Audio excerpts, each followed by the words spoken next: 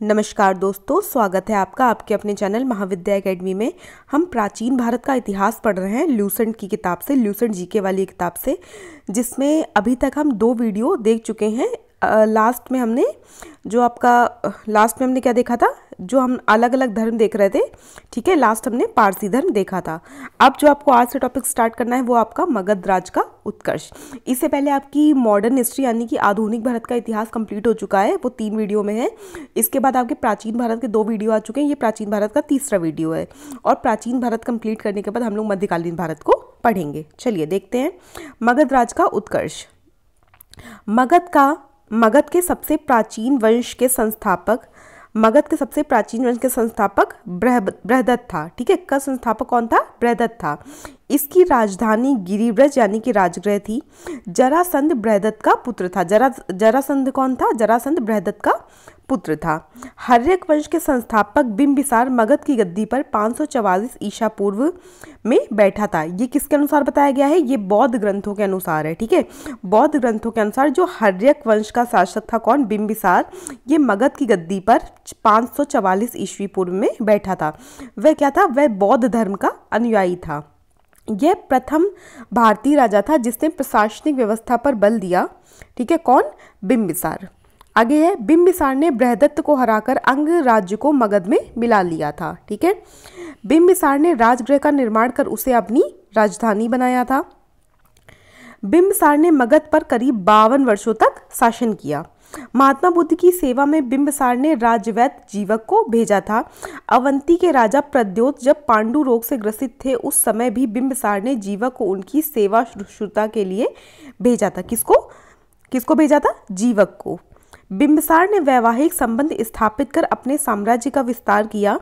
इसने कौशल नरेश प्रसेनजित की बहन महाकौशला से वैशाली के चेटक की पुत्री चिलन्ना से तथा मध्य प्रदेश यानी कि जो आधुनिक पंजाब है उनकी राजकुमारी क्षेमा से शादी की थी। यानी कि इसने कितने विवाह किए थे? 3 विवाह किए थे। किससे? महाकौशला से, चिलन्ना से और क्षेमा से। आगे देखिए, आगे है, बिंबिसार की हत्या उसके पुत्र अजातशत्रु ने कर दी थी। बहुत बार पूछा जाता क्वेश्चन है क्या कि बिंबिसार की हत्या किसने की थी? तो बिंबिसार की हत्या उसके खुद के ही पुत्र अजातशत्रु ने कर दी थी। और वह 493 ईसा पूर्व में मगध की गद्दी पर बैठा। इसका उपनाम कुड़िक था। वह प्रारंभ में जैन धर्म का अनुयायी था। अजातशत्रु ने 32 वर्षों तक मगध पर शासन किया था। अजातशत्रु के सुयोग्य मंत्री का नाम वर्षकार, एक कहीं कहीं पे इसको वरस्कार भी कहा जाता है। इसी की सहायता वरस्कार था। इसी की सहायता से अजातशत्रु ने वैशाली पर विजय प्राप्त की थी। किसकी सहायता से? वर्षकार इसका मंत्री था, उसकी सहायता से। आगे देखिए, आगे जैन ग्रंथों से पता चलता है कि लिच्छवियों से युद्ध में अजातशत्रु ने प्रथम बार रथमूसल क्या है? आधुनिक टैंकों के समान एक युद्ध सामग्री होती थी, तथा महाशिला, कंटक, गुलेल जैसे 2 गुप्त हथियारों का प्रयोग किया था। ये किससे पता चलता है? जैन ग्रंथों से पता चलता है ये। आगे देखिए, आगे है, 461 ईसा पूर्व में अपने पिता की हत्या कर उदायीन मगध की गद्दी पर बैठा था। उदायीन ने पाटलीग्राम की स्थापना की। वह जैन धर्म का अनुयायी था। जो उदायीन है वो किस धर्म का अनुयायी था? जैन धर्म का। हर्यक वंश का अंतिम राजा उदायीन का पुत्र नागदशक था। ठीक है, देखिए किसी भी वंश के पहले राजा और अंतिम पहला शासक और अंतिम शासक के बारे में पूछ लिया जाता है, तो याद रखिएगा कि हर्यक वंश का जो अंतिम शासक था वो कौन था? नागदशक था। नागदशक को उसके अमात्य शिशुनाग ने 412 ईसा पूर्व में अपदस्थ करके मगध पर शिशुनाग वंश की स्थापना की थी।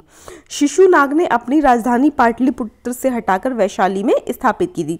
ठीक है, इसने क्या किया था? इसकी जो राजधानी थी पाटलिपुत्र, इसने वहां से अपनी राजधानी हटाकर वैशाली में स्थापित कर ली थी।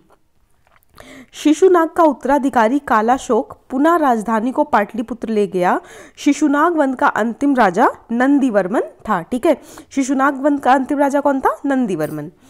नंद वंश का संस्थापक महापद्म नंद व अंतिम शासक घनानंद था। नंद वंश का पहला शासक कौन है? महापद्म नंद। और अंतिम शासक कौन है? घनानंद।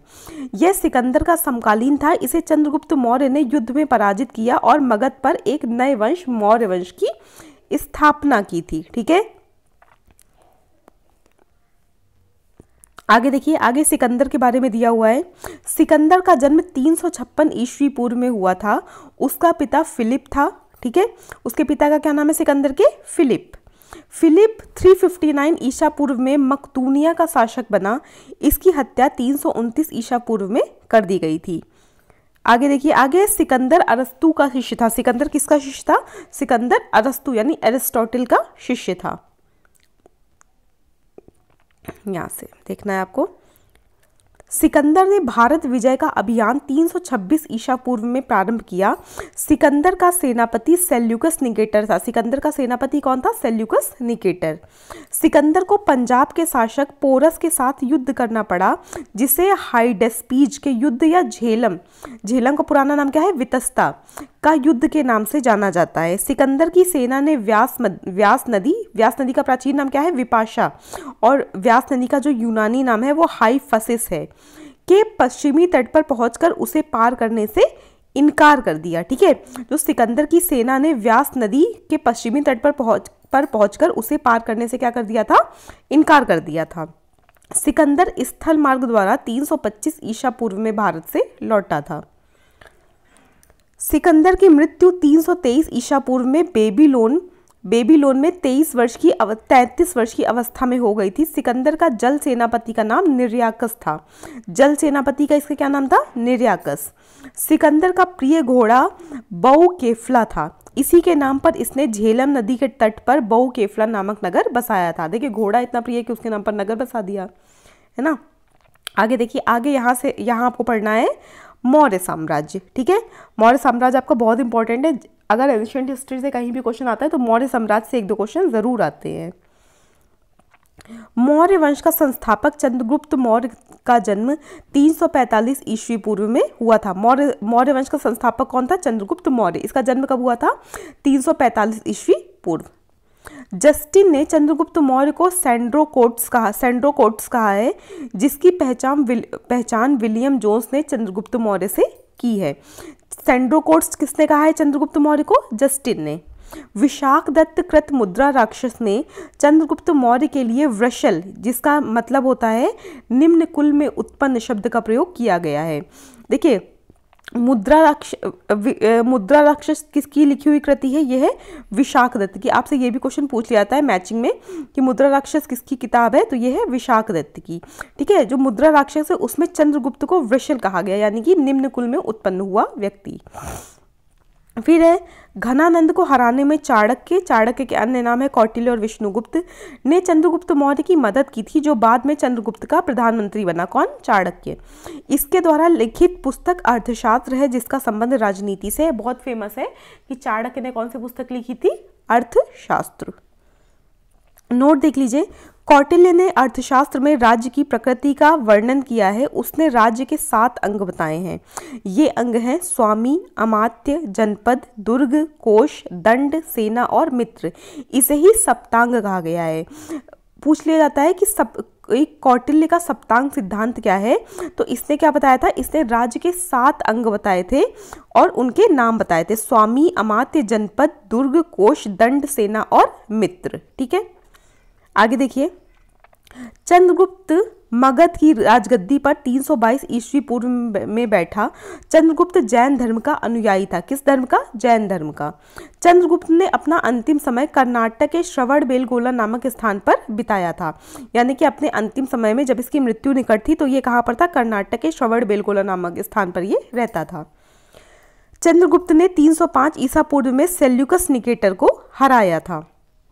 आगे सेल्यूकस निकेटर ने अपनी पुत्री कार्नेलिया की शादी चंद्रगुप्त के मौर्य के साथ कर दी और युद्ध की संधि शर्तों के अनुसार 4 प्रांत कौन कौन से? काबुल, कांधार, हेरात एवं मकरान चंद्रगुप्त को दे दिए थे।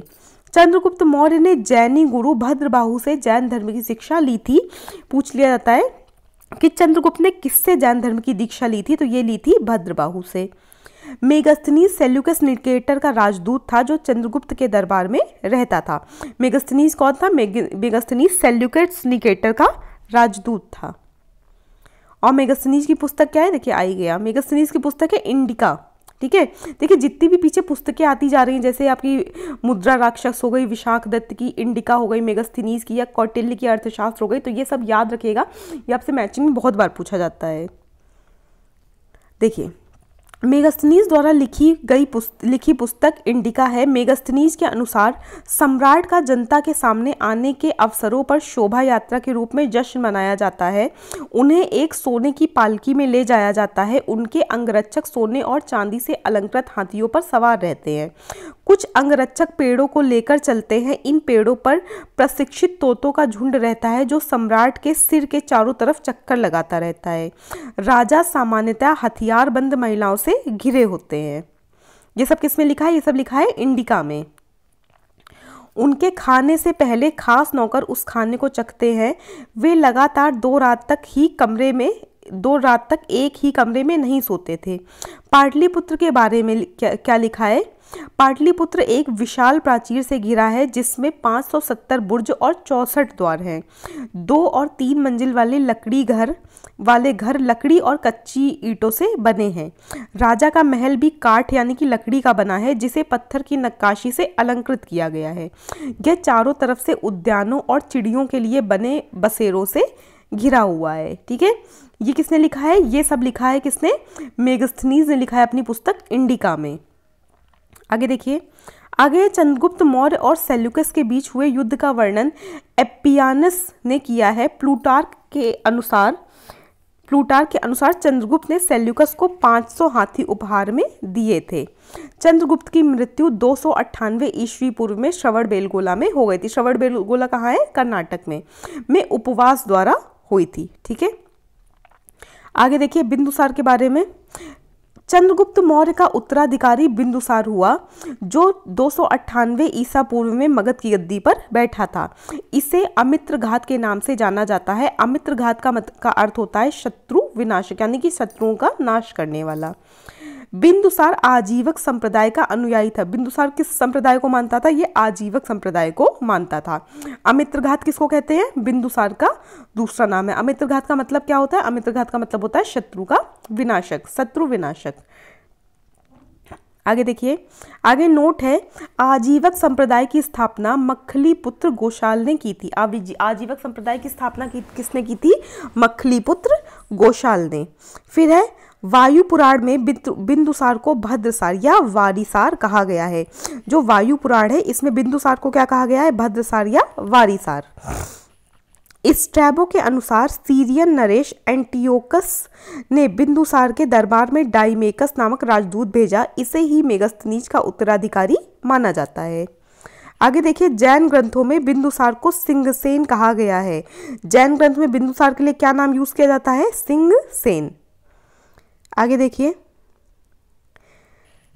बिंदुसार के शासनकाल में तक्षशिला क्या? सिंधु व झेलम नदी के बीच, ठीक है, में हुए 2 विद्रोहों का वर्णन है। बिंदुसार के शासनकाल में तक्षशिला में हुए 2 विद्रोहों का वर्णन मिलता है। इस विद्रोह को दबाने के लिए बिंदुसार ने पहले सुशीम को और बाद में अशोक को भेजा था। एथीनियस के अनुसार बिंदुसार ने सीरिया के शासक एंटियोकस फर्स्ट से मदिरा, सूखे अंजीर एवं एक दार्शनिक भेजने की प्रार्थना की थी। क्या क्या भेजने की? मदिरा, सूखे अंजीर और एक दार्शनिक भेजने की प्रार्थना की थी। ठीक है, बिंदुसार ने किससे की थी? सीरिया के शासक एंटियोकस प्रथम से। बौद्ध विद्वान तारानाथ ने बिंदुसार को 16 राज्यों का विजेता बताया है। बिंदुसार की सभा में 500 सदस्यों वाली एक मंत्री परिषद थी जिसका प्रधान खल्लाटक था। ठीक है, जिसका प्रधान कौन था? खल्लाटक। आगे देखिए, अब अशोक के बारे में देख लेते हैं। बिंदुसार का उत्तराधिकारी अशोक महान हुआ जो 269 ईसा पूर्व में मगध की राजगद्दी पर बैठा था। अशोक की माता का नाम शुभद्रांगी था। ठीक है, दिव्यावदान एक आपकी बुक है उसके अनुसार, ठीक है, दिव्यावदान के अनुसार अशोक की जो माता है उनका नाम क्या था? शुभद्रांगी।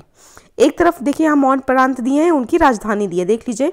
उत्तरापथ की राजधानी थी तक्षशिला, अवंती राष्ट्र की राजधानी थी उज्जैनी, कलिंग की राजधानी थी तोसली, दक्षिणापथ की राजधानी थी सुवर्णगिरी, प्राशी यानी कि पूर्व प्रांत की राजधानी थी पाटलिपुत्र। आगे देख लीजिए, राजगद्दी पर बैठने के समय अशोक अवंती का राज्यपाल था। जिस समय अशोक को राजगद्दी दी गई, ठीक है, मौर्य साम्राज्य की, उस समय वो क्या था, उस समय पर वो अवंती का राज्यपाल था। मास्की, गुर्जरा, नेतूर एवं उडेगोलम के लेखों में अशोक का नाम अशोक मिलता है। देखिए अलग अलग जो अभिलेख मिले हैं ना, लेख मिले हैं, उनमें से जो 4 अभिलेख है, मस्की का, गुर्जरा का, नेतूर का और उडेगोलम का जो अभिलेख है, वहां पर अशोक का नाम अशोक ही मिलता है। और जो अलग अलग अभिलेख हैं उनमें अशोक के अलग अलग नाम भी मिलते हैं। अशोक का इतिहास हमें मुख्यतः उसके अभिलेखों से ही ज्ञात होता है। इसके अभिलेखों को निम्नलिखित वर्गों में विभाजित किया गया है। ठीक है, जो अशोक के अभिलेख हैं उनको 3 वर्गों में विभाजित किया जाता है। कौन कौन से? शिलालेख, स्तंभलेख और गुहालेख। ठीक है, नोट देख लीजिए। D.R. भंडारकर जैसे इतिहासकार ने अभिलेखों के आधार पर ही अशोक का इतिहास लिखने का प्रयास किया है। देखिए, कर्नाटक के कलाबुर्गी जिले के चितापुर तालुक के कनगनहल्ली से प्राप्त उभारदार मूर्ति शिल्प, यानी कि जिसको रिलीफ स्कल्पचर कहते हैं, उभारदार मूर्ति शिल्प शिलालेख में अशोक के प्रस्तर रूप चित्र के साथ राण्यो अशोक, यानी कि राजा अशोक उल्लिखित है। ठीक, नोट देख लीजिए। कंगनहल्ली भीमा नदी के बाएं तट पर स्थित है। कभी कभी आपसे जो इम्पोर्टेंट जगह होती हैं उनकी स्थिति पूछ लेते हैं। जो कंगनहल्ली है भीमा नदी के बाएं तट पर स्थित है। देखिए, एक तरफ यहाँ पर अशोक के प्रमुख शिलालेखों का स्थान एवं संबंधित विषय दिए हुए। यहाँ पर शिलालेखों का नाम है और संबंधित राज्य, यानी कि वो कहाँ पर है, ये आपको दिया हुआ है। इंपॉर्टेंट है, ध्यान से देखिएगा, चाहे इसका स्क्रीनशॉट भी लेते जाइए। जो आपका शहबाजगढ़ी का अभिलेख है, ठीक है, जो आपका शहबाजगढ़ी का शिलालेख है, यह है आपका पेशावर पाकिस्तान में। मानसेहरा का शिलालेख है आपका हजारा पाकिस्तान में। कालची शिलालेख है उत्तराखंड में। गिरनार शिलालेख है गुजरात में। धौली एवं जौगढ़ शिलालेख है उड़ीसा में। एरीगुडी, राजुल या मंडागिरी के शिलालेख है आंध्र प्रदेश में। सोपारा का शिलालेख है महाराष्ट्र में।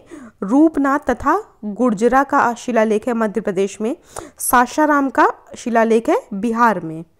आगे देखिए, आगे हैं आपके भब्रू या बैराट का जो शिलालेख है वो है आपका राजस्थान में। उसके बाद देखिए, कर्नाटक में सबसे ज़्यादा इसके शिलालेख है। मस्की, गोवी मठ, ब्रह्मगिरी, सिद्धपुर, जंटिग रामेश्वर, कंगनहल्ली और पालकी गुंडू। ठीक है, ये सब कहाँ पर है? ये सारे हैं कर्नाटक में। और अहरोरा का जो आपका शिलालेख है ये है उत्तर प्रदेश में। ठीक है, देखिए, भाब्रू अभिलेख में अशोक ने स्वयं को मगध का राजा बताया है। पुराणों में अशोक को अशोकवर्धन कहा गया है। देवनाम पिय पीदस्सी अशोक का ही नाम है। किसका नाम है? ये अशोक का ही नाम है। अशोक ने अपने अभिषेक के 8 वर्ष बाद लगभग 261 ईसा पूर्व में कलिंग पर आक्रमण किया और कलिंग की राजधानी तोसली पर अधिकार कर लिया था। ये कहाँ लिखा है? इसका उल्लेख मिलता है अशोक के 13वें शिलालेख में। आगे देखिए, प्लीनी का कथन है कि मिस्र का राजा फिलाडेल्फस, जो टालमी सेकंड था, ठीक है, ने पाटलिपुत्र में डियानीसियस नाम का एक राजदूत भेजा था।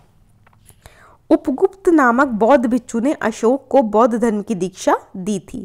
ठीक है, किसने दी थी अशोक को बौद्ध धर्म की दीक्षा? उपगुप्त नाम के एक बौद्ध भिक्षु ने। नोट देख लीजिए, नोट है, अशोक पहले ब्राह्मण धर्म का अनुयायी था। कल्हड़ के राजतरंगिणी किसकी पुस्तक है? कल्हड़ की। ठीक है, कल्हड़ के राजतरंगिणी से पता चलता है कि वह शैव धर्म का उपासक था। निग्रोध के प्रवचन सुनकर उसने बौद्ध धर्म को अपना लिया था। देखिए, पहले क्या था, वो ब्राह्मण धर्म का, कौन? अशोक पहले ब्राह्मण धर्म का अनुयायी था, फिर वो शैव धर्म का उपासक बना, उसके बाद उसने बौद्ध धर्म को अपनाया था।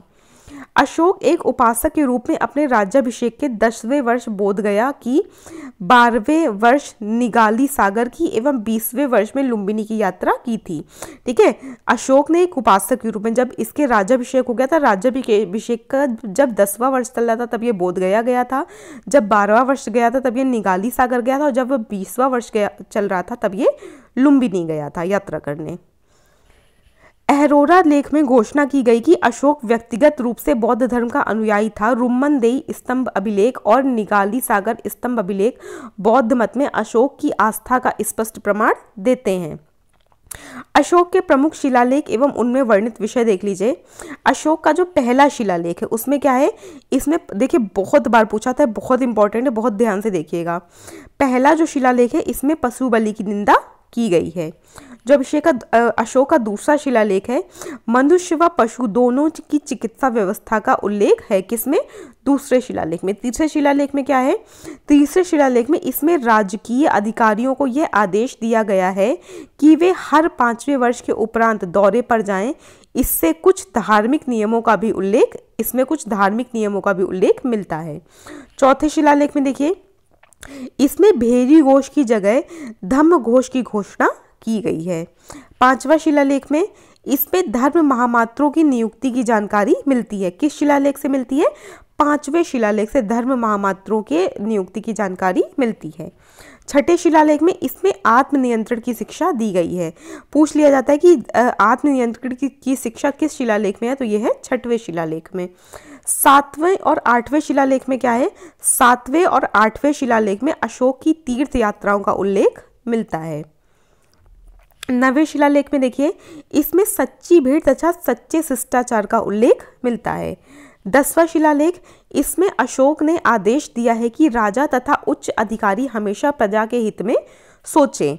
11वें शिलालेख में इसमें धम्म की व्याख्या की गई है। बहुत बार पूछा जाता है कि धम्म की व्याख्या अशोक के किस शिलालेख में की गई है, तो ये की गई है 11वें शिलालेख में। 12वां शिलालेख, इसमें स्त्री महामात्रों की नियुक्ति एवं सभी प्रकार के विचारों के सम्मान की बात कही गई है। किसमें? 12वें शिलालेख में। 13वें शिलालेख में क्या है? इसमें कलिंग युद्ध का वर्णन एवं अशोक के हृदय परिवर्तन की बात कही गई है। इसी में 5 यवन राजाओं के नामों का उल्लेख है जहां उसने धम्म प्रचारक भेजे थे। कलिंग युद्ध का वर्णन किसमें है? 13वें आपके शिलालेख में। 14वें शिलालेख में क्या है? अशोक ने जनता को धार्मिक जीवन बिताने के लिए प्रेरित किया था। ये किसमें लिखा है? ये लिखा है आपके 14वें शिलालेख में।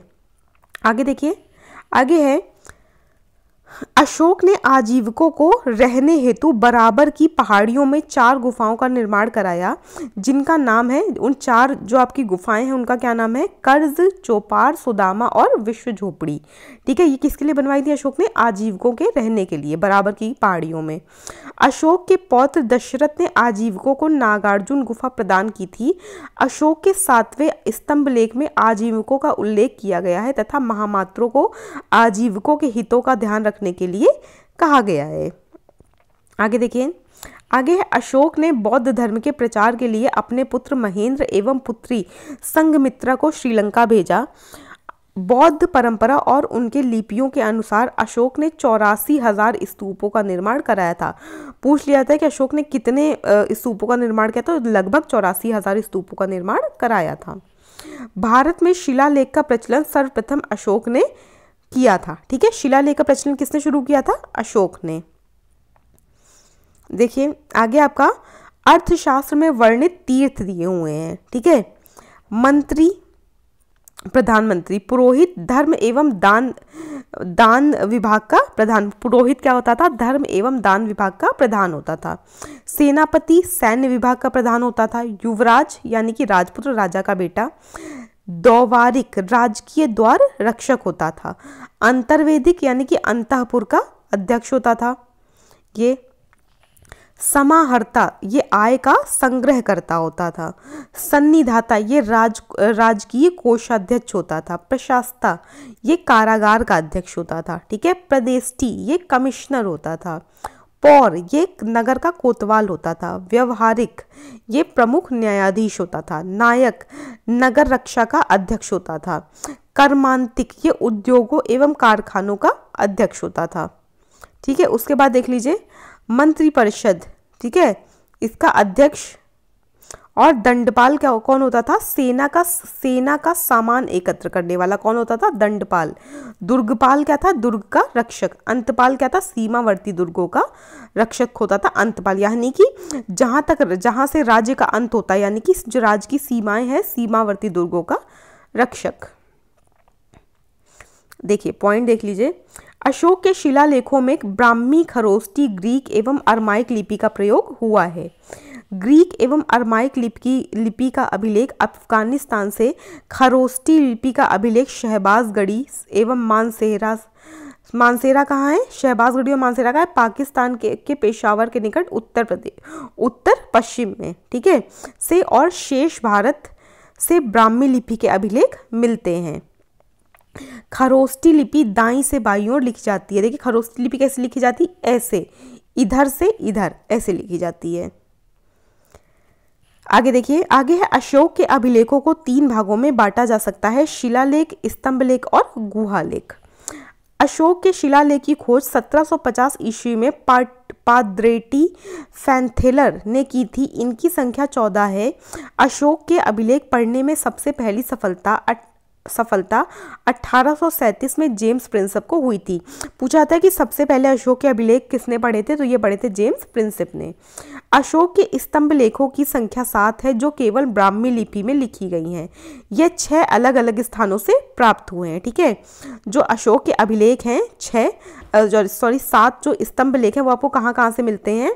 पहला है आपका प्रयाग स्तंभ लेख, दूसरा है दिल्ली टोपरा, तीसरा है दिल्ली मेरठ, फिर है रामपुरवा, फिर है लौरिया अरेराज और है लौरिया नंदनगढ़, ठीक है। ये सारे क्या हैं आपके? ये 6 जगहों से आपके अशोक के जो स्तंभ लेख हैं ये मिलते हैं। प्रयाग स्तंभ लेख देख लीजिए, ये पहले कौशाम्बी में स्थित था। इस स्तंभ लेख को अकबर ने इलाहाबाद के किले में स्थापित कराया था। फिर आपका दिल्ली टोपरा अभिलेख, यह स्तंभ लेख फिरोज शाह तुगलक के द्वारा टोपरा से दिल्ली लाया गया था। दिल्ली मेरठ वाला देख लीजिए, पहले मेरठ में स्थित यह स्तंभ लेख फिरोज शाह द्वारा दिल्ली लाया गया था। रामपुरवा वाला स्तंभ लेख देख लीजिए, यह स्तंभ लेख चंपारण कहाँ है? बिहार में स्थापित है। इसकी खोज 1872 में कार्लायल ने की थी। लौरिया अरेराज वाला जो आपका स्तंभ लेख है ये चंपारण बिहार में है। फिर देखिए लौरिया नंदनगढ़ वाला जो आपका स्तंभ लेख है ये चंपारण बिहार में, इस स्तंभ पर मोर का चित्र बना हुआ है। ये वाला भी कहाँ है? चंपारण बिहार में। कौशाम्बी अभिलेख को रानी का अभिलेख कहा जाता है। किस अभिलेख को रानी का अभिलेख कहा जाता है? कौशाम्बी के अभिलेख को। अशोक का 7वां अभिलेख सबसे लंबा है। कौन सा अभिलेख सबसे लंबा है? 7वां अभिलेख। अशोक का सबसे छोटा स्तंभ लेख रुम्मनदेही है। रुम्मनदेही क्या है? अशोक का सबसे छोटा स्तंभ लेख है। इसी में लुम्बिनी में धम्म यात्रा के दौरान अशोक द्वारा भू राजस्व की दर घटाकर 1/8 कर दिया गया और लुम्बिनी ग्राम का धार्मिक कर यानी कि जो बलि है वो माफ कर दिया गया था। ये सब किस में लिखा है? ये सब लिखा है रुम्मनदेही में, ठीक है। नोट देख लीजिए, महास्थान यानी बांग्लादेश से प्राप्त सोहगोरा का ताम्रपत्र अभिलेख में मौर्यकाल में अकाल, सूखा जैसी दैवी प्रकोप के समय राज्य द्वारा राहत कार्य किए जाने का विवरण प्राप्त होता है। आगे है प्रथम पृथक शिलालेख में यह घोषणा है कि सभी मनुष्य मेरे बच्चे हैं। अशोक का शार ए कुना यानी कंदहार अभिलेख ग्रीक एवं अरमाइक भाषाओं में प्राप्त हुआ है। साम्राज्य में मुख्यमंत्री एवं पुरोहित की नियुक्ति के पूर्व इनके चरित्र को काफी जांचा परखा जाता था, जिसे उपधा परीक्षण कहा जाता था। सम्राट की सहायता के लिए एक मंत्री परिषद होती थी जिसमें सदस्यों की संख्या 12, 16 या 20 हुआ करती थी, ठीक है। सम्राट की सहायता करने के लिए उनको जो अलग अलग सजेशन या उनको जानकारियां देने के लिए। अर्थशास्त्र में शीर्षस्थ अधिकारी के रूप में तीर्थ का उल्लेख मिलता है जिसे महामात्र भी कहा जाता है था। अर्थशास्त्र जो कौटिल्य की पुस्तक है, चाणक्य की पुस्तक, उसमें क्या कहा गया था कि जो सबसे टॉप का अधिकारी होता, जो सबसे बड़ा अधिकारी होता था उसका ना वो क्या था? वो तीर्थ था, ठीक है, जिसको महामात्र भी कहा जाता है। इनकी संख्या 18 थी। अर्थशास्त्र में चर जासूस को कहा गया है। जासूस को अर्थशास्त्र में क्या कहा गया है? चर कहा गया है। अशोक के समय मौर्य साम्राज्य में प्रांतों की संख्या 5 थी। कितनी थी? 5। प्रांतों को चक्र कहा जाता था। प्रांतों के प्रशासक कुमार या आर्यपुत्र या राष्ट्रिक कहलाते थे, ठीक है। अशोक के समय में जो मौर्य साम्राज्य उसमें कितने प्रांत थे? 5। प्रांतों को क्या कहा जाता था? चक्र। और प्रांतों के जो प्रशासक है यानी कि जो प्रांतों के शासक है उनको कुमार या आर्यपुत्र या राष्ट्रिक कहते थे। प्रांतों का विभाजन विषय में किया गया था जो विषयपति के अधीन होते थे। फिर देखिए, प्रशासन की सबसे छोटी इकाई ग्राम थी जिसका मुखिया ग्रामीक होता था। ठीक है, प्रशासन की जो सबसे छोटी इकाई है वो ग्राम थी और इसका मुखिया था ग्रामीक। प्रशासकों में सबसे छोटा गोप था जो 10 ग्रामों का शासन संभालता था। इधर देख लीजिए, इधर प्रशासनिक समिति एवं उसके कार्य दिए गए हैं। एक तरफ आपकी समिति है, उसके कार्य हैं। जो आपकी प्रथम समिति है उसका कार्य क्या था? उद्योग एवं शिल्प कार्य का निरीक्षण करना। जो द्वितीय समिति है उसका कार्य था विदेशियों की देखरेख करना। तृतीय समिति का कार्य था आपका जन्म मरण का विवरण रखना। चतुर्थ समिति का कार्य था आपका व्यापार एवं वाणिज्य की देखरेख करना। पंचम समिति का कार्य था निर्मित वस्तुओं के विक्रय का निरीक्षण करना। और षष्ठ यानी कि छठवीं जो आपकी समिति है इसका कार्य था बिक्री कर वसूल करना। आगे देखिए, आगे है प्रशासकों में सबसे छोटा गोप था जो 10 ग्रामों का शासन संभालता था। इसके बाद देखिए पॉइंट, मेगस्थनीज के अनुसार नगर का प्रशासन 3 सदस्यों का एक मंडल करता था जो 6 समितियों में विभाजित था। प्रत्येक समिति में 5 सदस्य होते थे। बिक्री कर के रूप में मूल्य का 10वां भाग वसूला जाता था। इसे बचाने वाले को मृत्युदंड दिया जाता था। मतलब जो बिक्री कर नहीं देता था उसको क्या कर दिया जाता था? उसको मृत्युदंड दे दिया जाता था। और बिक्री कर होता कितना था? मूल्य का 10वां भाग यानी कि 1/10 किसी चीज का। आगे देखिए, आगे है मेगस्थनीज के अनुसार एग्रोमोनोई मार्ग निर्माण का अधिकारी था। जस्टिन के अनुसार चंद्रगुप्त मौर्य की सेना में लगभग 50,000 अश्वारोही सैनिक यानी कि 50,000 घुड़सवार, 9,000 हाथी व 8,000 रथ थे। किसके अनुसार? जस्टिन के अनुसार। देखिए, एग्रोमोनोई आपसे एक दो एग्जाम से पूछा जा चुका है कि एग्रोमोनोई क्या है? एग्रोमोनोई मार्ग निर्माण का अधिकारी होता था। ठीक है, अभी के आप नितिन गडकरी साहब समझ लीजिए। जस्टिन नामक यूनानी लेखक के अनुसार चंद्रगुप्त ने अपनी 6 लाख की फौज के सारे भारत को रौंद दिया था। यह बात सही भी हो सकती है और नहीं भी, लेकिन यह सही है कि चंद्रगुप्त ने पश्चिमोत्तर भारत को सेल्यूकस की गुलामी से मुक्त किया। जस्टिन ने चंद्रगुप्त की सेना को लुटेरों की सेना भी कहा है। ठीक है, जस्टिन ने क्या कहा है? चंद्रगुप्त की सेना को लुटेरों की सेना कहा है। युद्ध क्षेत्र में सेना का नेतृत्व करने वाला अधिकारी नायक कहलाता था। ये आप ऊपर देख चुके हैं। सैन्य विभाग का सबसे बड़ा अधिकारी सेनापति होता था। जो आपका सैन्य विभाग है इसका जो सबसे बड़ा अधिकारी होता था वो कौन होता था? सेनापति। प्लीनी नामक यूनानी लेखक के अनुसार चंद्रगुप्त की सेना में 6 लाख पैदल सिपाही, 30,000 घुड़सवार और 9,000 हाथी थे। ठीक है, किसके अनुसार? प्लीनी के अनुसार। मेगस्थनीज के अनुसार मौर्य सेना का रखरखाव 5 सदस्यीय 6 समितियां करती थीं। आपने ऊपर अभी 6 समितियां पढ़ी थी ना, कौन सी? ये वाली 6 समितियां। ठीक है, इनके बारे में बात हो रही है। किसने कहा है? ये कहा है मेगस्थनीज के अनुसार जो मौर्य सेना है इसका रखरखाव 5 सदस्यीय 6 समितियां, यानी कि जो 6 समितियां हैं हर समिति में कितने कितने सदस्य हैं? 5-5 सदस्य हैं। आगे देखिए, आगे है मौर्य प्रशासन में गुप्तचर विभाग महामात्य सर्प नामक अमात्य के अधीन था। किसके अधीन था? महामात्य सर्प नामक एक अमात्य के अधीन था। कौन सा विभाग? गुप्तचर विभाग। अर्थशास्त्र में गुप्तचर को गूढ़ पुरुष कहा गया है तथा एक ही स्थान पर रहकर कार्य करने वाले गुप्तचर को संस्था कहा जाता था। एक स्थान से दूसरे स्थान पर भ्रमण करके कार्य करने वाले गुप्तचर को संचार कहा जाता था। क्या कहा जाता था? संचार। देखिए, फिर आपकी क्या है? यहाँ पर फिर से आपकी 6 समिति दी, एक तरफ समिति उनके कार्य दिए गए। जो प्रथम समिति है इसका क्या कार्य होता था? जल सेना की व्यवस्था करना। जो दूसरी समिति है यातायात एवं रसद की व्यवस्था करना। जो आपकी तृतीय समिति है पैदल सैनिकों की देखरेख करना, इसका काम होता था। जो चतुर्थ समिति है ये अश्वारोहियों की सेना की देखरेख करती थी। जो आपकी पंचम समिति यानी 5वीं समिति है गज सेना की यानी कि हाथियों की सेना की देखरेख करती थी।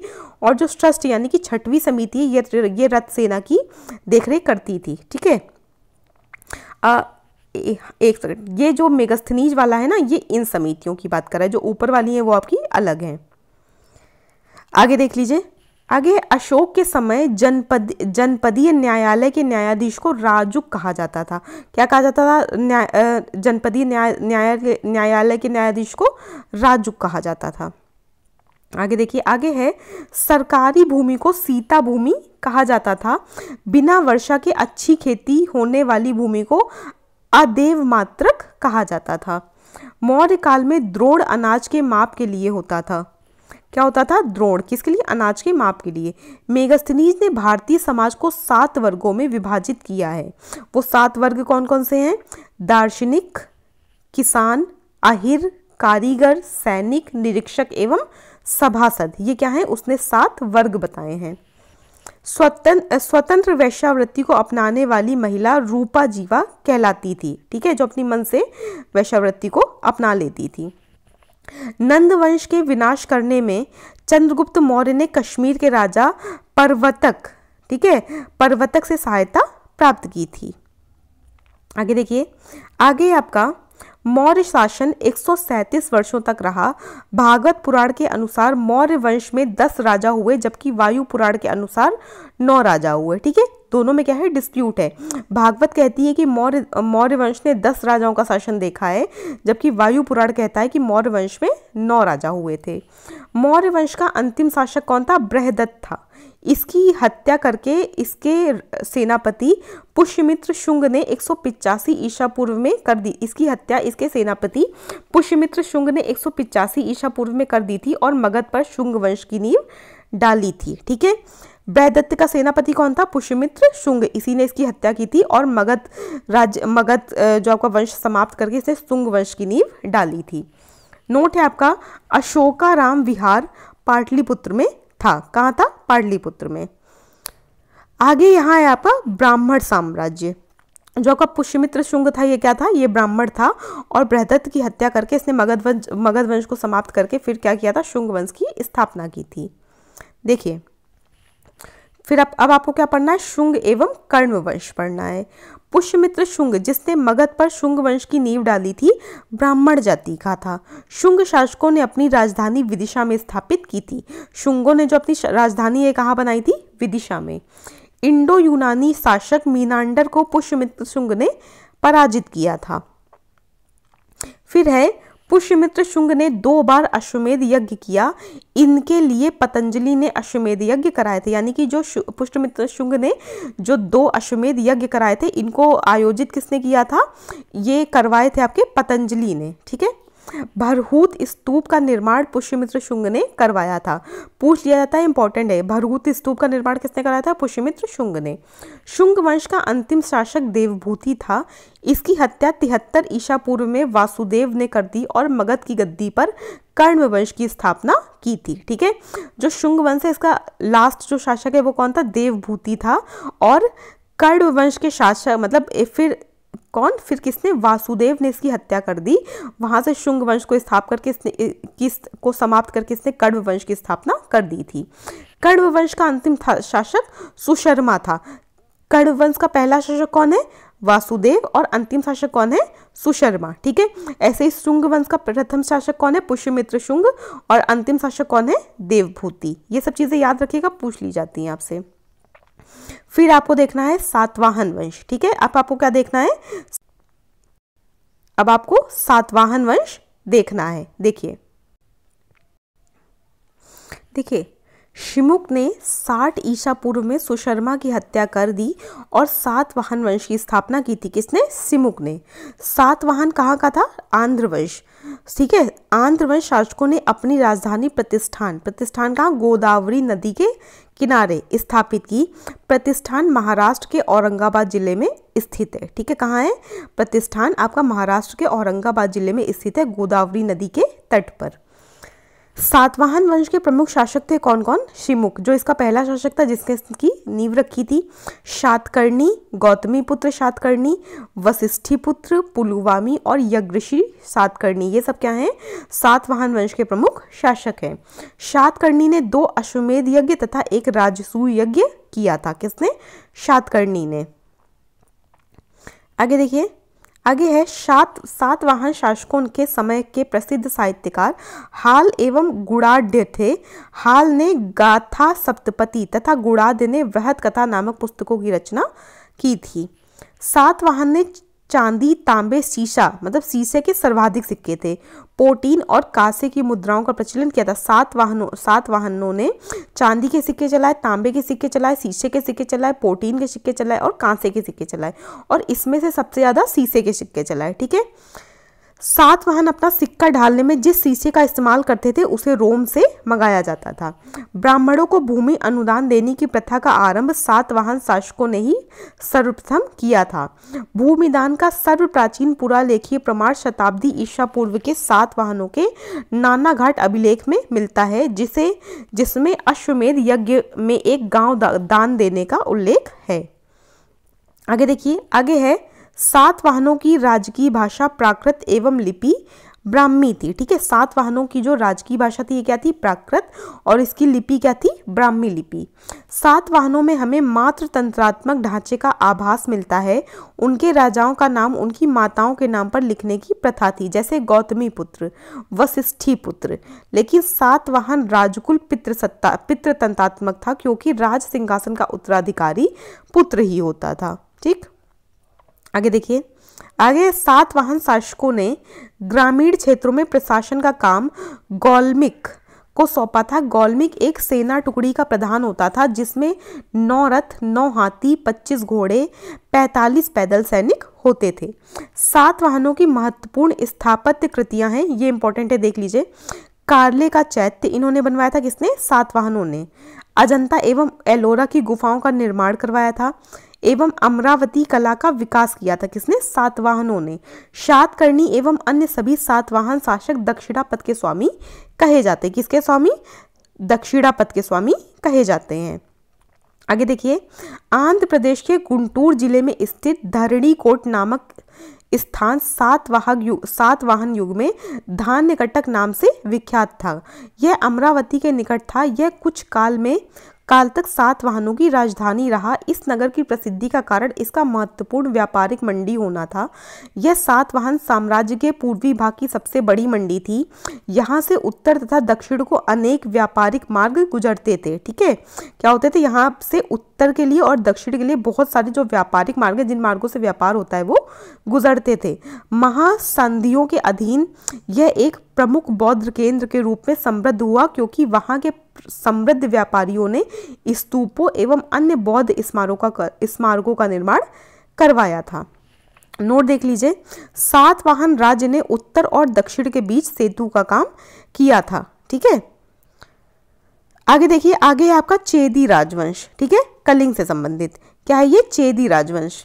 अशोक की मृत्यु के उपरांत संभवतः प्रथम शताब्दी ईसा पूर्व में कलिंग में चेदी राजवंश का, कहाँ के थे ये? कलिंग के थे। ठीक है, कलिंग में चेदी राजवंश का उदय हुआ। इसकी जानकारी हमें हाथी गुम्फा अभिलेख से मिलती है। हाथी गुम्फा का अभिलेख कहाँ है? उड़ीसा के भुवनेश्वर में। खारवेल इस वंश का प्रतापी शासक था। याद रखिएगा, जो आपका हाथी गुम्फा अभिलेख है ये किसका है? खारवेल का है। ठीक है, मैचिंग में आता है खारवेल का हाथी गुम्फा अभिलेख, याद रखिएगा। नेक्स्ट है खारवेल जैन धर्म का अनुयायी था। खारवेल कौन था? जैन धर्म का अनुयायी था। खारवेल किस वंश का है? खारवेल है आपका चेदी राजवंश का। ठीक है, उसने जैन मुनियों के लिए उदयगिरी की पहाड़ी में गुफा का निर्माण करवाया था। आगे देखिए, आगे है भारत के यवन राज्य। ठीक है, भारत पर आक्रमण करने वाले विदेशी आक्रमणकारियों का क्रम है, यानी कि भारत पर जो आक्रमण करने वाले विदेशी आक्रमणकारी, उनका क्रम क्या है? सबसे पहले हिंद यूनानियों ने आक्रमण किया था, उसके बाद शकों ने आक्रमण किया था, उसके बाद पहलवों ने आक्रमण किया था, उसके बाद कुषाणों ने आक्रमण किया था। तो आपका क्रम क्या है? हिंद यूनानी, शक, पहलव और कुषाण, ये क्या है? भारत पर आक्रमण करने वाले विदेशी आक्रमणकारी हैं। सेल्यूकस के द्वारा स्थापित पश्चिमी तथा मध्य एशिया के विशाल साम्राज्य को इसके उत्तराधिकारी एंटियोकस प्रथम ने अक्षुण्ण बनाए रखा। एंटियोकस सेकंड के शासनकाल में विद्रोह के फलस्वरूप उसके अनेक प्रांत स्वतंत्र हो गए। आगे है बैक्ट्रिया के विद्रोह का नेतृत्व डियोडोट्स प्रथम ने किया था। बैक्ट्रिया पर डियोडोट्स प्रथम के साथ इन राजाओं ने क्रमशः शासन किया। Diodotus second, Euthydemus, Demetrius, Menander, Eucratides, Antialcidas और हर्मिकस। ठीक है, भारत पर सबसे पहले आक्रमण बैक्ट्रिया के शासक डेमेट्रियस ने किया था। इसने 190 ईसा पूर्व में भारत पर आक्रमण कर अफगानिस्तान, पंजाब एवं सिंध के बहुत बड़े भाग पर अधिकार कर लिया। इसने साकल को अपनी राजधानी बनाया था। इसे ही हिंद यूनानी या बैक्ट्रियाई यूनानी कहा गया। आगे देखिए, आगे है हिंद यूनानी शासकों में सबसे अधिक विख्यात मीनांडर हुआ। ठीक है, मीनांडर 165 से 145 ईस्वा पूर्व हुआ। इसकी राजधानी साकल, साकल क्या है, साकल का आधुनिक नाम है सियालकोट, शिक्षा का प्रमुख केंद्र था। मीनांडर ने नागसेन यानी नागार्जुन से बौद्ध धर्म की दीक्षा ली थी। मीनांडर के प्रश्न एवं नागसेन द्वारा दिए गए उत्तर एक पुस्तक के रूप में संग्रहित है, जिसका नाम मिलिंद पन्हु अर्थात मिलिंद के प्रश्न या मिलिंद प्रश्न है। ठीक है, देखिए मीनांडर क्या करता, मीनांडर सवाल पूछता जा रहा था और जो नागसेन है वो उसका उत्तर देते जा रहे थे। तो उसी उनके प्रश्न और उत्तर को एक बुक का स्वरूप दे दिया गया, एक पुस्तक का स्वरूप दे दिया गया है। उस पुस्तक का नाम क्या है, मिलिंद पन्हु या मिलिंद के प्रश्न या मिलिंद प्रश्न। ठीक है, आगे है हिंद यूनानी भारत के पहले शासक हुए जिनके जारी किए सिक्कों के बारे में निश्चित रूप से कहा जा सकता है कि सिक्के किन किन राजाओं के हैं। ठीक है, यानी कि इनके सिक्कों पर राजाओं का जो अंकन है स्पष्ट रूप से है। आगे है भारत में सबसे पहले हिंद यूनानियों ने ही सोने के सिक्के जारी किए थे। सबसे पहले भारत में सोने के सिक्के किसने चलाए थे, हिंद यूनानियों ने। हिंद यूनानी शासकों ने भारत के पश्चिमोत्तर सीमा प्रांत में यूनान की प्राचीन कला चलाई जिसे हेलिनिस्टिक आर्ट कहते हैं। भारत में गांधार कला इसका उत्तम उदाहरण है। इन्होंने क्या चलाया था, हिंद यूनानियों ने। ठीक है, यूनान की जो प्राचीन कला है जिसका क्या नाम है, हेलिनिस्टिक आर्ट, इन्होंने भारत में चलाई थी। और इसका जो मतलब गांधार कला है इसका क्या है, उत्तम उदाहरण मिलता है देखने को। नोट है, यूनानियों ने पर्दे का प्रचलन आरंभ कर भारतीय नाट्य कला के विकास में योगदान दिया। चूंकि पर्दा यूनानियों की देन था इसलिए वह यवनिका के नाम से प्रसिद्ध हुआ। क्या, पर्दा। आगे देखिए, आगे आपका शक शासकों के बारे में देख लीजिए। यूनानियों के बाद शक आए। ठीक है, अभी आपने क्रम पढ़ा था ना, यूनानियों के बाद कौन आया, यूनानियों के बाद शक आए। शकों की 5 शाखाएं थीं और हर शाखा की राजधानी भारत और अफगानिस्तान में अलग अलग भागों में थी। पहली शाखा ने अफगानिस्तान, दूसरी शाखा ने पंजाब जिसकी राजधानी थी तक्षशिला, तीसरी शाखा ने मथुरा, चौथी शाखा ने पश्चिमी भारत एवं 5वीं शाखा ने ऊपरी दक्कन पर प्रभुत्व स्थापित किया था। यानी कि शक जो आए थे ये 5 शाखाओं में बट गए थे। ठीक है, इन्होंने अलग अलग जगहों पर अपना स्थापत्य मतलब प्रभुत्व स्थापित किया था। प्रथम शक राजा मोह था। ठीक है, शक मूलतः मध्य एशिया के निवासी थे और चारागाह की खोज में भारत आए थे। आगे देखिए, आगे है 58 ईसा पूर्व में उज्जैन के एक स्थानीय राजा ने शकों को पराजित करके बाहर खदेड़ दिया था और विक्रमादित्य की उपाधि धारण की थी। शकों पर विजय के उपलक्ष्य में 58 ईसा पूर्व से एक नया संवत विक्रम संवत के नाम से प्रारंभ हुआ। उसी समय से विक्रमादित्य एक लोकप्रिय उपाधि बन गई जिसकी संख्या भारतीय इतिहास में 14 तक पहुंच गई। गुप्त सम्राट चंद्रगुप्त द्वितीय सबसे अधिक विख्यात विक्रमादित्य था। यानी कि जो विक्रमादित्य क्या थी, एक उपाधि चल रही थी और 14 लोगों ने इस उपाधि को धारण किया था। ठीक है, उनमें से जो गुप्त सम्राट था चंद्रगुप्त द्वितीय, ठीक है, ये सबसे विख्यात विक्रमादित्य हुआ था। इसकी जो मतलब प्रशंसा है, इसकी जो मतलब पॉपुलैरिटी है वो सबसे ज्यादा है। आगे देखिए, आगे है शकों की अन्य शाखाओं की तुलना में पश्चिम भारत में प्रभुत्व स्थापित करने वाली शाखा ने सबसे लंबे अरसे तक शासन किया था। गुजरात में चल रहे समुद्री व्यापार से यह शाखा काफी लाभान्वित हुई और भारी संख्या में चांदी के सिक्के जारी किए थे। शकों का सबसे प्रतापी शासक रुद्रदामन प्रथम था। शकों का जो सबसे प्रतापी शासक माना जाता है वो कौन माना जाता है? रुद्रदामन प्रथम, जिसका शासन 130 से 150 ईस्वी में गुजरात के एक बड़े भाग पर था। इसने काठियावाद की अर्ध शुष्क सुदर्शन झील, जो किसके द्वारा निर्मित थी? मौर्यों द्वारा निर्मित थी, उसका जीर्णोद्धार कराया था। आपसे पूछ लिया जाता है कि सुदर्शन झील का निर्माण किसने कराया था, तो निर्माण इसका मौर्यों ने कराया था, लेकिन बहुत सालों बाद क्या थी ये मतलब टूट फूट गई थी, मतलब खराब हो गई थी, तो इसका जीर्णोद्धार किन्होंने कराया था? जीर्णोद्धार कराया था आपका रुद्रदामन प्रथम ने। आगे देखिए, आगे है रुद्रदामन संस्कृत का बड़ा प्रेमी था। रुद्रदामन क्या था? संस्कृत का बड़ा प्रेमी था। उसने ही सबसे पहले विशुद्ध संस्कृत भाषा में लंबा अभिलेख, गिरनार अभिलेख जारी किया। इसके पहले के सभी अभिलेख प्राकृत भाषा में रचित थे।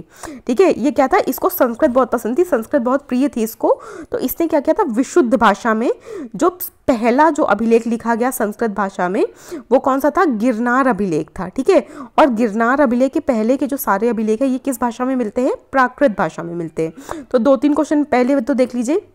जो गिरनार अभिलेख है किससे संबंधित है? रुद्रदामन से संबंधित है। संस्कृत भाषा का पहला अभिलेख कौन सा है? गिरनार अभिलेख है। भारत में शक राजा अपने को क्षत्रप कहते थे। क्या कहते थे? क्षत्रप। आगे देखिए, आगे पार्थियाई या पहलव। पश्चिमोत्तर भारत में शकों के आधिपत्य के बाद पार्थियाई लोगों का आधिपत्य हुआ। सबसे प्रसिद्ध पार्थियाई राजा गोंडोफर्निस था। इसी के शासनकाल में सेंट थॉमस ईसाई धर्म का प्रचार करने के लिए भारत आया था। नोट है, पार्थियाई लोगों का मूल स्थान ईरान था। क्या था? ईरान। आगे आपको कुषाण शासकों के बारे में देखना है। पहलव के बाद कुषाण आए, जो यूची एवं तोखरी भी कहलाते थे। ठीक है, यानी कि पहलवों के बाद क्या आए थे? जो कुषाण है वो भारत में आए थे। यूची नामक एक कबीला 5 कुलों में बट गया था। उन्हीं में एक कुल के थे कुषाण। कुषाण वंश का संस्थापक कुजुल कडफिशस था। ठीक है, कुषाण वंश जो है आपका, इसके जो संस्थापक है वो कौन है? कुजुल कडफिशस है। इस वंश का सबसे प्रतापी राजा कनिष्क था। कुषाण वंश का सबसे प्रतापी राजा जो है वो कनिष्क था। इनकी राजधानी पुरुषपुर या पेशावर थी। कुषाणों की द्वितीय राजधानी मथुरा थी। आगे देख लीजिए, आगे कनिष्क ने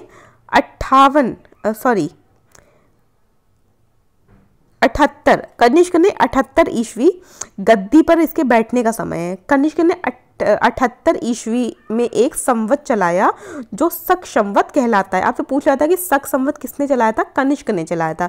कनिष्क किस वंश का था? कुषाण वंश का, जिसे भारत सरकार द्वारा प्रयोग में लाया था। यानी कि शक संवत अभी तक ये चलता चला आ रहा है। बौद्ध धर्म की चौथी बौद्ध संगीति कनिष्क के शासनकाल में कुंडलवन कहाँ है? कश्मीर में। ठीक है, कश्मीर में प्रसिद्ध बौद्ध विद्वान वसुमित्र की अध्यक्षता में हुई थी। कनिष्क ने बौद्ध धर्म के महायान संप्रदाय का अनुयायी था। कनिष्क क्या था? कनिष्क बौद्ध धर्म के महायान संप्रदाय का अनुयायी था। ठीक है, बौद्ध संगीति के बारे में दिया हुआ है, ये इंपॉर्टेंट है, देख लीजिए। नोट है, चीनी जनरल पेन चौआ ने कनिष्क को हराया था। आरंभिक कुषाण शासकों ने भारी संख्या में स्वर्ण मुद्राएं जारी की, जिनकी शुद्धता गुप्त काल की स्वर्ण मुद्राओं से उत्कृष्ट है। ठीक है, जो कुषाण शासक हैं इन्होंने बहुत अधिक मात्रा में स्वर्ण की मुद्राएं चलाई थी। ठीक है, और जो इनकी स्वर्ण मुद्राएं हैं वो जो गुप्त काल में जो स्वर्ण मुद्राएं चली थी उनसे ज़्यादा अच्छी है, मतलब उससे ज़्यादा शुद्ध हैं ये। नोट देख लीजिए, नोट है, कुषाणों ने सोने के सर्वाधिक शुद्ध सिक्के चलाए थे। सोने के सबसे अधिक शुद्ध सिक्के किसने चलाए थे? कुषाणों ने। कुषाणों ने उत्तरी तथा उत्तरी पश्चिम भारत में सर्वाधिक संख्या में तांबे के सिक्कों को जारी किया था। आगे देखिए, आगे कनिष्क का राज्यवैद्य चरक आयुर्वेद का विख्यात विद्वान था। चरक का नाम सभी को पता होगा, जिसने संस्कृत में चरक संहिता की रचना की, जिसमें 8 भाग एवं 120 अध्याय हैं। ठीक है, यह भारतीय चिकित्सा शास्त्र का विश्वकोश कहा जाता है। भारतीय चिकित्सा शास्त्र का विश्वकोश किसे कहते हैं? चरक संहिता को। ये लिखी किसने है? चरक ने। और चरक किसके शासनकाल में था? चरक कनिष्क का राज्यवैद्य था। ठीक है, महाविभाष सूत्र के रचनाकार वसुमित्र हैं। महाविभाष किसने लिखी है? वसुमित्र ने। इसे ही बौद्ध धर्म का विश्वकोश कहा जाता है। यानी कि जो आपका महाविभाष है इसको क्या कहा जाता है? इसको बौद्ध धर्म का विश्वकोश कहा जाता है।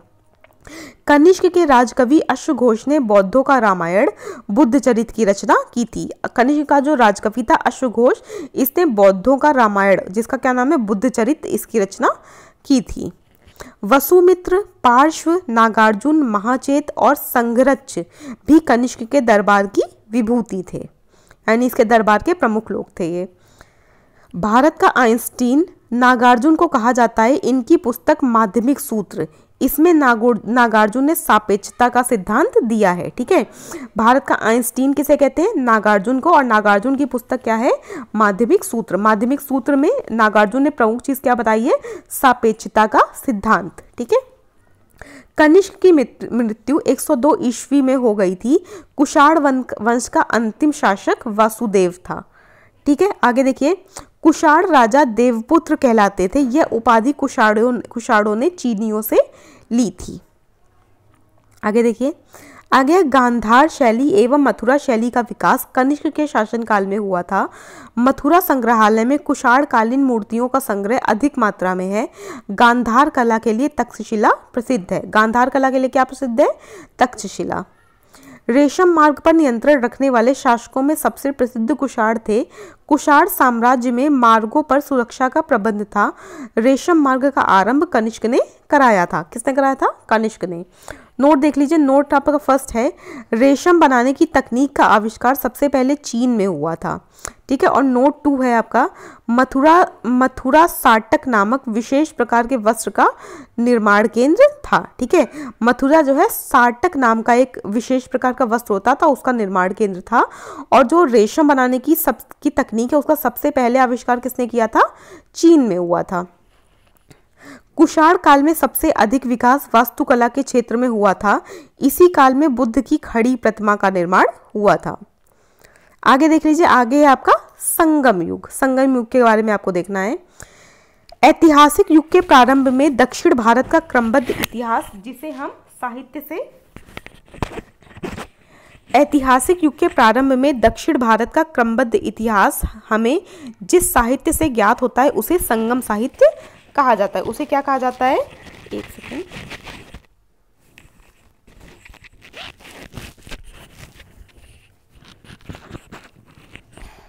हाँ देखिए, उसे हम संगम साहित्य कहते हैं। यानी कि जो दक्षिण भारत का जो इतिहास है वो हमें जहाँ से मिलता है, जिस साहित्य से मिलता है, उसे हम संगम साहित्य कहते हैं। संगम का अर्थ परिषद अथवा गोष्ठी होता है, जिसमें तमिल कवि एवं विद्वान एकत्र होते हैं। ठीक है, प्रत्येक कवि अथवा लेखक अपनी रचनाओं को संगम के समक्ष प्रस्तुत करता था तथा इसकी स्वीकृति प्राप्त हो जाने के बाद ही किसी भी रचना का प्रकाशन संभव होता था। परंपरा के अनुसार अति प्राचीन समय में पांड्य राजाओं के संरक्षण में कुल 3 संगम आयोजित किए गए थे। इनमें संकलित साहित्य को ही संगम साहित्य की संज्ञा दी जाती है। यानी कि 3 संगम मतलब 3 बड़ी मीटिंग्स टाइप की समझ लीजिए, ये मतलब आयोजित हुई थी। और इसमें जो साहित्य मतलब इसमें जो साहित्य संकलित किया गया उसी साहित्य को हम संगम साहित्य कहते हैं। नोट देखिए, नोट है, संगम साहित्य का संग्रह लगभग 300 ईसा पूर्व से 300 ईस्वी तक तमिलों द्वारा विविध सामाजिक पृष्ठभूमियों में किया गया है। उपलब्ध संगम साहित्य का विभाजन 3 भागों में किया जाता है। एक है आपका पुथुपपातु, इत्थुथोके तथा पादिनेन कील कनककू। ठीक है, ऐसे तो नाम है। फिर देखिए, फिर है आपका तिरुवल्लुरकृत कुराल तमिल साहित्य का एक आधारभूत ग्रंथ बताया जाता है। इसके विषय त्रिवर्ग आचार शास्त्र, राजनीति, आर्थिक जीवन एवं प्रणय से संबंधित है। तमिल किंवदंतियों के अनुसार प्राचीन दक्षिण भारत के 3 संगमों का आयोजन किया गया था, जिसे मुच्चनगम कहा जाता है। 3 संगम ये थे, प्रमुख संगम प्रथम संगम, मध्य संगम दूसरा संगम और अंतिम संगम तीसरा संगम था। ठीक है, इतिहासकार तीसरे संगम को ही संगम काल मानते हैं, पहले 2 संगमों को पौराणिक मानते हैं। आगे देखिए, आगे आपका ये आपके तीनों संगम दिए हुए हैं, स्थान है, अध्यक्ष और संकलित महत्वपूर्ण ग्रंथ दिए गए हैं इसमें। देखिए जो आपका प्रथम संगम है, प्रथम संगम आपका हुआ था 4440 वर्ष पूर्व। स्थान का हुआ मदुरा में हुआ था, अब ये समुद्र में विलीन हो गया है मदुरा। इसके अध्यक्ष कौन थे? अगस्त्य थे। ठीक है, अगस्त्य। संकलित महत्वपूर्ण ग्रंथ कौन से है प्रथम संगम में? अकट्टियम, परिपदाल, ठीक है, परिपदाल, मधुराने, मुद्दुकुरुक्कु तथा कलारी आविरे, इनमें से कोई भी उपलब्ध नहीं है। जो दूसरा संगम हुआ था ये हुआ था 3700 वर्ष पूर्व। इसका स्थान कहाँ है? कपाटपुरम। ठीक है, अलेवाई, ये भी क्या है? समुद्र में विलीन हो गया है। इसके भी अध्यक्ष हैं आपके अगस्त्य। इसमें जो संकलित आपके महत्वपूर्ण ग्रंथ है वो है तोल्कापियम, जिसको तमिल व्याकरण भी कहा जाता है, और इसके रचनाकार है तोल्कापियर। ठीक है, जो दूसरा संगम साहित्य इसमें आपका तोल्कापियम इसमें मिलता है। ठीक है, और तोल्कापियम को क्या कहा जाता है? तमिल व्याकरण कहा जाता है, और इसके रचनाकार है तोल्कापियर। तीसरा जो संगम है वो हुआ था 1850 वर्ष पूर्व। ये कहाँ हुआ था? मदुरा में हुआ था, और इसके अध्यक्ष थे नक्कीरर। ठीक है, और इसमें जो महत्वपूर्ण ग्रंथ संकलित हुए थे वो है नेदुन थोके, कुरुन थोके, नत्रिनई, एनकुरु भूरु, परिपादल, कुथु, वारी, पेरिसे और सित्रिसे आदि। ठीक है, नोट देख लीजिए। नोट है, कवियों और विद्वानों की परिषद के लिए संगम नाम का प्रयोग सर्वप्रथम 7वीं शती के प्रारंभ में शैव संत नयनार तिरुनाबुक रशु अप्पार ने किया था। अब यहाँ पर देख लीजिए संगम काल के बारे में विवरण देने वाले जो अन्य स्रोत हैं उनके बारे में देख लीजिए। अशोक के अभिलेखों में चोल, पांड्य एवं चेर के बारे में बताया गया है। ठीक है, अशोक के जो अभिलेख हैं उनमें भी चोल, चेर, पांड्य के बारे में बताया गया है। मेगस्थनीज, स्ट्रैपो, प्लीनी एवं टालमी जैसे यूनानी लेखकों ने पश्चिम एवं दक्षिण भारत के बीच वाणिज्यिक व्यापार संपर्कों के बारे में उल्लेख किया जाता है। कलिंग के खारवेल के हाथी गुम्फा शिलालेख में तमिल राज्यों का उल्लेख मिलता है। यानी कि ये वो सब चीज़ें हैं जहाँ से आपको पता चलता है कि यह मतलब संगम काल के बारे में जहाँ से आपको पता चलता है। 8वीं सदी ईस्वी में इरैयानार अगप्पोरुल के भाष्य की भूमिका में तीनों संगमों का वर्णन किया गया है। आगे देखिए, आगे है इलांगोकृत शिल्पाधिकारम। शिल्पाधिकारम किसने लिखी है? इलांगो ने।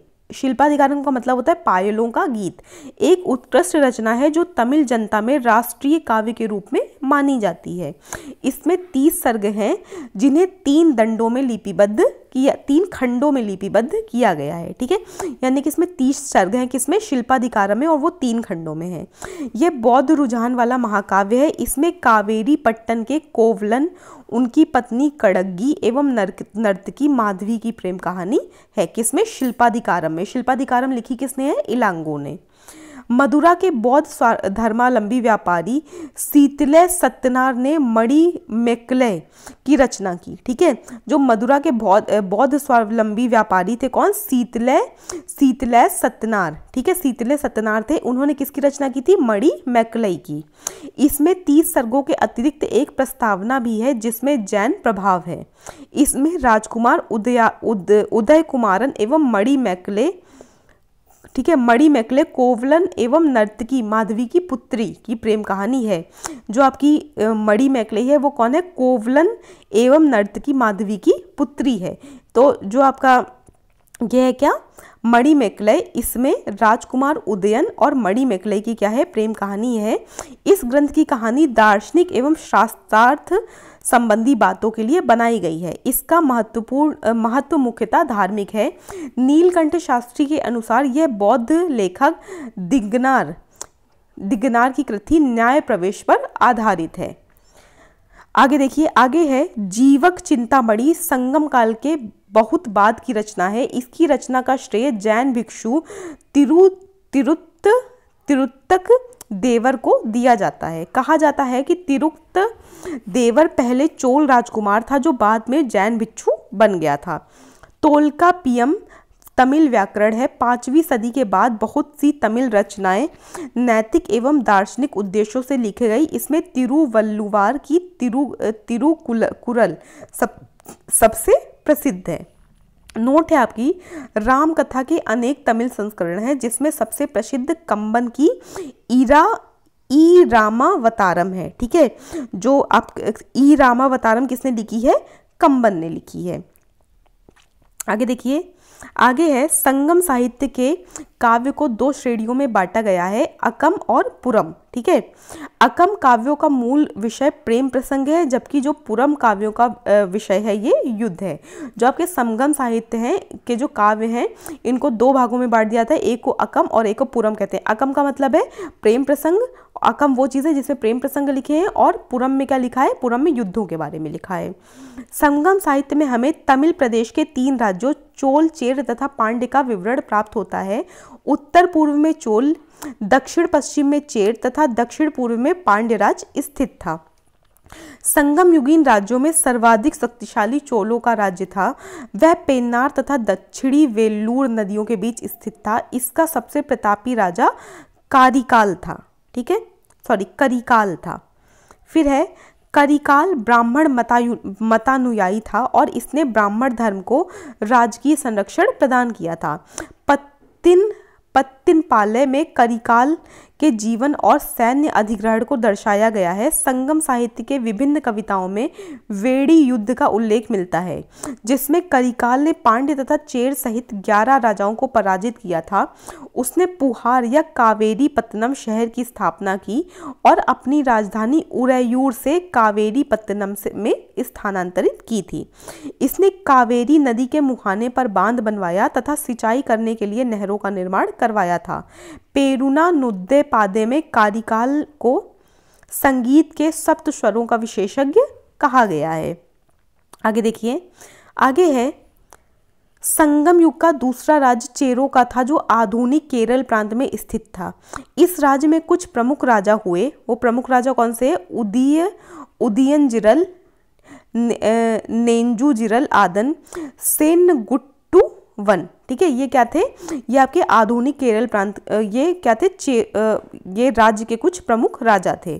सेनगुट्टुवन ने अधिराज की उपाधि धारण की। इसने पत्तिनी नामक धार्मिक संप्रदाय को समाज में प्रतिष्ठित किया था। आगे देखिए, आगे संगम युग का तीसरा राज्य पांड्यों का था, जो कावेरी के दक्षिण में स्थित था। इसकी राजधानी मदुरा थी। ठीक है, पांड्य राजाओं में जो नेडुजेलियन था ये सबसे ज़्यादा क्या था? शक्तिशाली था। पांड्यों का पहला उल्लेख मेगस्थनीज ने किया है। पांड्यों का जो सबसे पहला उल्लेख किसने किया है? मेगस्थनीज ने किया है। उसने इस राज्य को मोतियों के लिए प्रसिद्ध बताया है। नल्लिवकोडन संगम युग का अंतिम ज्ञात पांड्य शासक था। संगम युग का अंतिम ज्ञात पांड्य शासक कौन था? नल्लिवकोडन। संगम युग में राज्य को मंडल कहा जाता था। राज्य को क्या कहा जाता था संगम युग में? मंडल। राजा का जन्मदिन पेरुनाल कहलाता था। संगम युग में मंत्रियों को अमा इच्चान या अमा इच्चार कहा जाता था। आगे देखिए, आगे है राजधानी में एक राजसभा होती थी जिसे नालवे कहा जाता था। यह राजा के साथ न्याय का कार्य करता था। राजा देश का प्रधान न्यायाधीश तथा सभी प्रकार के मामलों की सुनवाई की अंतिम अदालत होता था। राजा के न्यायालय को मनरम कहा जाता था। क्या कहा जाता था राजा के न्यायालय को? मनरम। चोरी और व्यभिचार के अपराध के लिए मृत्युदंड दिया जाता था। झूठी गवाही देने पर क्या कर ली जाती थी? जीभ काट ली जाती थी। आज के अगर ज़माने में हो तो हर चौथे आदमी की क्या हो? जीभ ही कटी हो, है ना। इसीलिए जो पहले के जो दंड विधान है वो इतने कड़क थे, इतने कठोर थे कि तब क्या होते थे? जो अपराध है वो कम होते थे। आज की तरह लचीला चीज़ें नहीं थी। भूमि कर नगद तथा अनाज दोनों रूपों में अदा किया जाता था। संभवतः यह उपज का 6वां भाग होता था, किंतु कभी कभी इसे बढ़ाया जाता था। व्यापारियों से सीमा शुल्क एवं चुंगी वसूल की जाती थी। आगे देखिए, आगे है सेना के सेनापति को एनाडी की उपाधि दी जाती थी। सेना के अग्र टुकड़ी को तुशी तथा पिछली टुकड़ी को कुले कहा जाता था। सेना में वेल्लार यानी कि धनी कृषक भर्ती किए जाते थे, यानी जिनके पास धन हो। सेना चतुरंगिणी होती थी, जिसमें अश्व, गज, रथ और पैदल सिपाही सम्मिलित थे। यानी कि 4 तरह की चीज़ों से बनी होती थी, जिसमें घोड़े भी होते थे, हाथी भी होते थे, रथ भी होते थे और पैदल सिपाही भी होते थे। नगाड़ा गदा एवं शंख बजाकर सैनिकों को बुलाया जाता था। युद्ध भूमि में वीर गति पाने वाले सैनिकों के सम्मान में पत्थर की मूर्ति बनवाए जाने की प्रथा थी। इस प्रकार की मूर्तियों को नड्डुकल या वीरक्कल कहते हैं। ठीक है, जो युद्ध भूमि में जो सैनिक शहीद हो जाते थे, जो वीरगति को प्राप्त कर लेते थे, उनकी पत्थर की मूर्ति बनवा दी जाती थी और इन मूर्तियों को क्या कहते थे? नड्डुकल या वीरक्कल। आगे देखिए, युद्ध में पराजित राजा का आमरण अनशन पर अनुष्ठानिक मृत्यु वरण करने की प्रथा को संगम कविताओं में वट किरुतल कहा गया है। क्या कहा गया है? वट किरुतल। राजा अपने आवास की रक्षा के लिए सशस्त्र महिलाओं को तैनात करता था। युद्ध में बंदी स्त्रियों को दासी बनाकर उनसे मंदिरों में दीपक जलाने का कार्य कराया जाता था।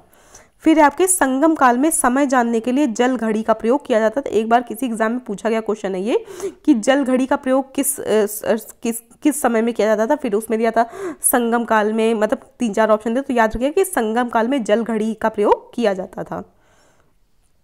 तमिल प्रदेश में ब्राह्मणों का उदय सर्वप्रथम संगम काल में हुआ, जो समय का सबसे प्रतिष्ठित वर्ग था। इसकी हत्या को सबसे बड़ा अपराध माना जाता है। संगम कालीन ब्राह्मण मांस भक्षण करते थे तथा सूरा पीते थे। ब्राह्मणों के पश्चात संगम युगीन समाज में वेल्लार वर्ग का स्थान था। इसका मुख्य पेशा कृषि कर्म था। वेल्लार के प्रमुख को वेलिर कहा जाता था। खेतों में काम करने वाले मजदूरों को कडेशियर कहते हैं। ठीक है, कडेशियर कहते थे। यहाँ पर देख लीजिए संगम कालीन कुछ अन्य वर्ग हैं। एक है पुलैयन। पुलैयन क्या था? दस्तकारों का एक वर्ग जो रस्सी तथा पशुचर्म की सहायता से चारपाई एवं चटाई बनाने का कार्य करते थे। कौन थे ये? पुलैयन। फिर है एनियर। एनियर क्या है? शिकारियों की एक जाति थी। शिकारियों की एक जाति होती थी जिनको क्या कहते थे? एनियर कहते थे। मलवर, लूटपाट करने वाली एक जाति थी ये मलवर। आगे देखिए, संगम साहित्य में व्यापारी वर्ग को वेनिगर कहा जाता था। ठीक है, फिर है संगम साहित्य में दास प्रथा के अस्तित्व का प्रमाण नहीं मिलता है। तोल्कापियम नामक तमिल रचना से ज्ञात होता है कि संगम काल में विवाह को संस्कार के रूप में मान्यता की गई थी। इसमें हिंदू धर्मशास्त्रों में वर्णित विवाहों के 8 प्रकारों, विवाह के 8 प्रकार कौन से हैं? ब्रह्म विवाह, दैव विवाह, आर्ष विवाह, प्रजापत्य विवाह, असुर विवाह, गांधर्व विवाह, राक्षस विवाह और पैशाच विवाह का उल्लेख मिलता है। ठीक है, प्रणय विवाह की मान्यता दी गई थी जिसे पंचतिड़य कहा गया है। एक पक्षीय प्रणय को कैक्किड़य व अनुचित प्रणय को पेरुंदिड़य कहा गया है। संगम काल में चावल प्रमुख खाद्यान्न था। इसे दूध में मिलाकर सांभर नामक खाद्यान्न तैयार किया था। संगम काल में जो प्रमुख खाद्यान्न था वो क्या था? चावल था। आगे देखिए, आगे है नर्तक नर्तकियों व गायकों के दल घूम कर लोगों का मनोरंजन किया करते थे। संगम साहित्य में इन्हें पाड़र व विडेलियर कहा गया है। तमिल साहित्य में मच्चेलियर तथा ओवेयर जैसी कवित्रियों की चर्चा हुई जिससे स्पष्ट है कि इस काल की स्त्रियां सुशिक्षिता होती थी, यानी कि ये पढ़ी लिखी होती थी। संगम काल के लोग कौवे को शुभ पक्षी मानते थे जो अतिथियों के आगमन की सूचना देता था। कौवे नाविकों को सही दिशा का भी बोध कराते थे। इस कारण सागर के मध्य चलने वाले जहाजों के साथ उन्हें ले जाया जाता था। आगे देखिए, आगे है संगम काल में समाधियों के स्थान पर पत्थर गाड़ने की प्रथा थी। इन्हें वीरगल अथवा वीर प्रस्तर कहा जाता है। इनकी पूजा भी होती थी। प्रायः युद्ध में वीर गति प्राप्त सैनिकों के सम्मान में खड़े किए जाते थे। संगम काल में चोलों की समृद्धि का मुख्य कारण उनका सुविकसित वस्त्रोद्योग था। ठीक है, संगम काल में जो चोलों की समृद्धि है, जिस चीज से चोल सबसे अधिक समृद्ध हुए वो उसका कारण क्या था? उनका वस्त्र उद्योग था। पांड्य राज में कोकई, शालियूर एवं चेर राज में बंदर प्रमुख बंदरगाह था। कोकई मोती खोजने का प्रमुख पत्तन था।